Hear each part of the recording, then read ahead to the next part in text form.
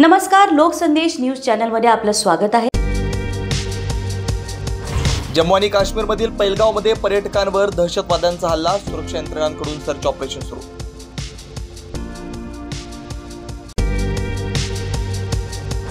उद्धव ठाकरे हे मुंबईतील लँडस्कॅमचे बादशाह, भाजप नेते आशिष शेलार यांचा हल्लाबोल।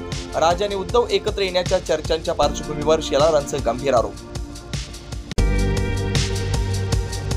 राज उद्धव एकत्र येण्याची चर्चा पुढच्या महिन्यात शक्य। राज ठाकरे 30 एप्रिलला तर उद्धव ठाकरे 4 मे रोजी परदेशातून परत येणार। उद्धव ठाकरे कमालीचे सकारात्मक, संजय राऊतांची माहिती। सुनेत्रा काकी आणि अजित काकांबद्दल प्रेम कायम, योगेंद्र पवारांचं स्पष्टीकरण। विद्याप्रतिष्ठानच्या कार्यक्रमाला शरद पवार आणि खासदार सुनेत्रा पवार एकत्र। जनतेच्या कामांसाठी एकत्र यावं लागतं, अजित पवारांबरोबरच्या भेटीवर शरद पवारांनी सोडलं मौन। सरकारमध्ये प्रतिनिधींशी बोलण्यात काय चुकीचं, असाही सवाल।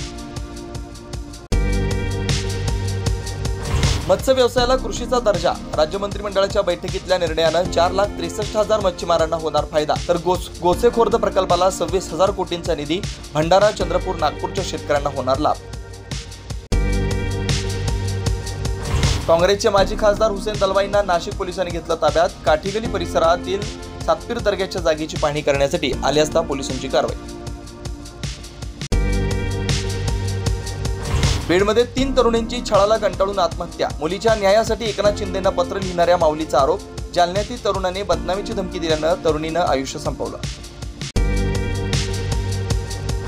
शरबत जिहादच्या वक्तव्यावर बाबा रामदेवांना दिली हायकोर्टानं फटकार, कोर्टाच्या अंतरात्म्याला झटका लागल्यास मधु अफजान घेतली होती कोर्टात धाव।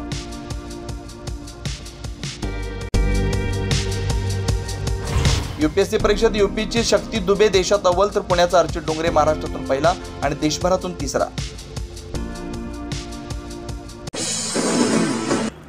अशाच विशेष घडामोडींसाठी आमच्या YouTube चॅनलला सबस्क्राईब करा, फेसबुक पेजला लाईक करा आणि इन्स्टाला फॉलो करा।